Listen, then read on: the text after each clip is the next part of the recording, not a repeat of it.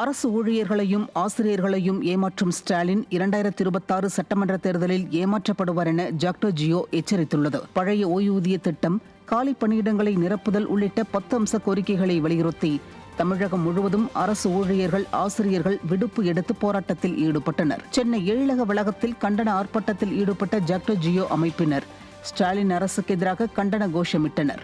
அப்போது தங்கள் கோரிக்கையை நிறைவேற்றுவதாக வாக்குறுதி அளித்து ஆட்சியை பிடித்த திமுக 4 ஆண்டுகளாக தங்கள் முதுகில் குத்தி வருவதாக அவர்கள் குற்றம் சாட்டினர்.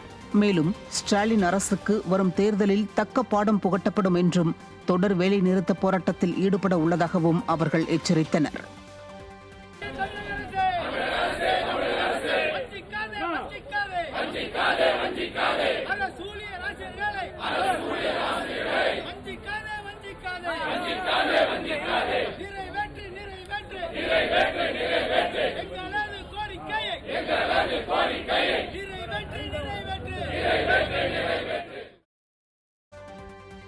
விடியா திமுக அரசு வாக்குறுதியை நிறைவேற்றாமல் ஏமாற்றி வருவதை கண்டித்து தமிழகம் முழுவதும் அரசு ஊழியர்கள், ஆசிரியர்கள் விடுப்பு எடுத்து போராட்டத்தில் ஈடுபட்டனர்.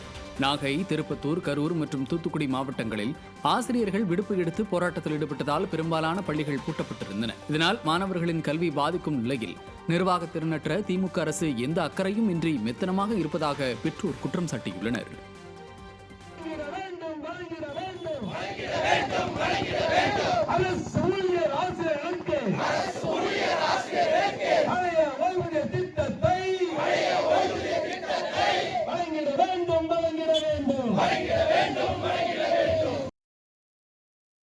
பழைய ஓய்வூதிய திட்டம், காலி பணியிடங்களை நிரப்புதல் உள்ளிட்ட 10 அம்ச கோரிக்கைகளை வலியுறுத்தி தமிழகம் முழுவதும் அரசு ஊழியர்கள், ஆசிரியர்கள் விடுப்பு எடுத்து போராட்டத்தில் ஈடுபட்டனர். அந்த வகையில் சிவகங்கை மற்றும் புதுக்கோட்டை உள்ளிட்ட மாவட்டங்களில் ஆசிரியர்கள் விடுப்பு எடுத்ததால் பெரும்பாலான பள்ளிகள் பூட்டப்பட்டிருந்தன. திறனற்ற திமுக அரசு வாக்குறுதிகளை நிறைவேற்ற தவறியதால் மாணவ மாணவிகளின் கல்வி பாதிக்கப்படும் நிலை ஏற்பட்டுள்ளதாக குற்றச்சாட்டு எழுந்துள்ளது.